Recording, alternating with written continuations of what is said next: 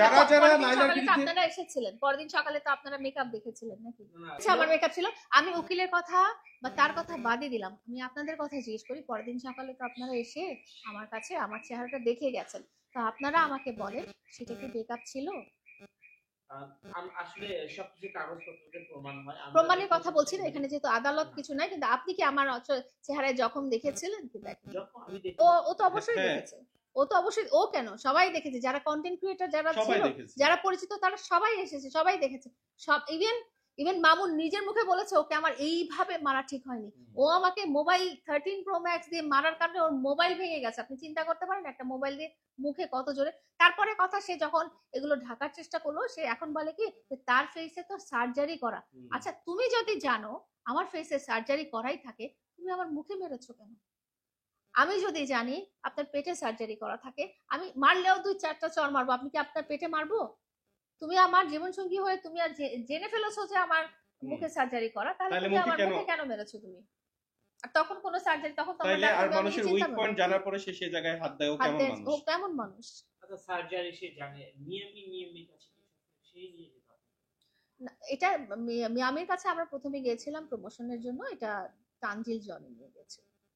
এবং আপনি দেখেন যে আপনি এখন বিভিন্ন, এটাও কিন্তু বিভিন্ন জায়গায় বলে যে আপনি এখন বিভিন্ন ছেলেদেরকে নিয়ে ঘুরেন, এটাও কিন্তু সে কিন্তু মিডিয়াতে বলে। এটা আমি বিভিন্ন ছেলেদেরকে নিয়ে ঘুরবো কেন? এটা তো সে যখন বাসায় ছিল সবার সাথে, এটা তো তার বাসা ছিল, এটা তো শুধু আমার একার বাসা ছিল না, এটা আমার আর মামুনের বাসা ছিল। এবং আমার আর মামুনের বাসায় মামুনের বন্ধুরা আসতো কন্টেন্ট ক্রিয়েশনের জন্য। তখন আপনারা কন্টেন্টের মধ্যে দেখবেন তখনও আমি ছিলাম, এবং তারা সবাই ছোট ভাই, তারা ওর মতোই, ও সবাই ভাবি ডাকে, আপু ডাকে, এইভাবেই। এবং আমি তো ঘোরার কিছু নাই এখানে, আমি ঘুরবো কেন? বরং আপনারা যারা নিউজ প্রেজেন্টার তারা এটাকে অন্যভাবে প্রেজেন্ট করতে পারেন বা মামুন করতে পারে, বাট আমরা যারা ওর সাথে রিলেটেড সবাই ওর কেউ ছোট ভাই, কেউ দেবরের মতো, মানে জাস্ট আমরা এভাবেই তার সাথে মেনে নেওয়ারও দরকার নেই। সে যে অমানুষ সেটা প্রমাণ করছে, কারণ মানুষজন তো দেখে আসছে, মানুষজন তো বোকা না। হ্যাঁ, আর আবার তার মতো মানুষের কাছে প্রমাণ চাওয়ারও কিছু নেই। আমি অনেক গরিব মানুষকে হয়তো হেল্প করেছি, তাদের কাছে যে আমার বলতে হবে না যে আমি তোমাদেরকে হেল্প করেছি, তোমরা সেটা যে প্রকাশ করো। আমি তাকে এই মুহূর্তে ওইরকম একটা গরিব মানুষই হিসেবে ভেবে নিব, যে আমার কাছে এসেছিল, আমার কাছ থেকে সাহায্য নিয়েছে, বড় হয়েছে, চলে গেছে, কিন্তু সেই পর্যন্ত ঠিক আছে। কিন্তু তারপরে সে আমাকে যে ক্ষতি করার চেষ্টা করছে, এটা তো আমি আসলে মানবো না। আমি প্রথমত মানবো না, পরবর্তীতে সে যদি আরো বিগার চেষ্টা করে তখন আমার পরিবারের মানবে না। না না না, উনি কোথায় গরিব? উনি এত টাকা দামের জামা কাপড় পরছে, এত কোটি টাকা দামের জুতা পরছে, এত বড় বড় প্রতিষ্ঠানের মালিক, উনি কিভাবে গরিব হয় ভাই?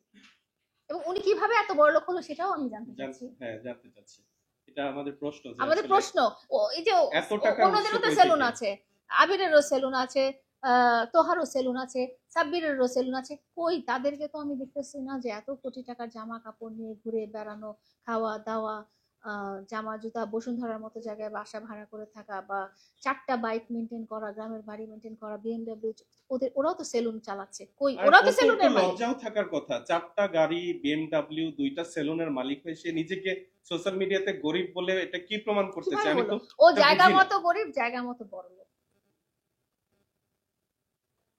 আরে মাহি রে মাহি, এখন আমি তোমার ইন্টারভিউ নেব, আসো।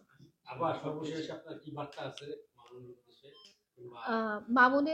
মামুনের উদ্দেশ্যে বলি যে আপনি আমাকে সামাজিকভাবে যেভাবে দেখছেন সেটা নিয়ে আপনি আমাকে ট্রল করতে পারেন, নেগেটিভ কথা বলতে পারেন, সেটা নিয়ে আপনি আমাকে যা ইচ্ছা তাই করতে পারেন, কিন্তু তাই বলে আপনি আমাকে সম্পর্কিত এমন কোনো ব্যক্তিগত বানোয়াট তথ্য দিতে পারেন না যেটার কোনো তথ্য প্রমাণ আপনার কাছে নাই।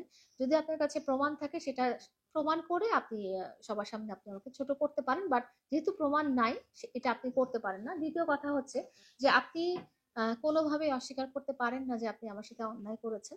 আপনি যেই মুহূর্তে আপনি পাবলিকলি সবার সামনে এসে স্বীকার করবেন যে আপনি আমার সাথে এই 2টা অন্যায় করেছেন, এবং আপনি আমার কাছে সরি বলছেন এই 2টা অন্যায়ের জন্য, এবং আপনি আমাকে প্রমিস করছেন যে এইরকম অন্যায় আপনি আপনার জীবন দশায় বা আপনি যতদিন বেঁচে আছেন অন্য কোনো মেয়ের সাথে আপনি করবেন না, সেই মুহূর্তে আমি আপনাকে মাফ করে দেব।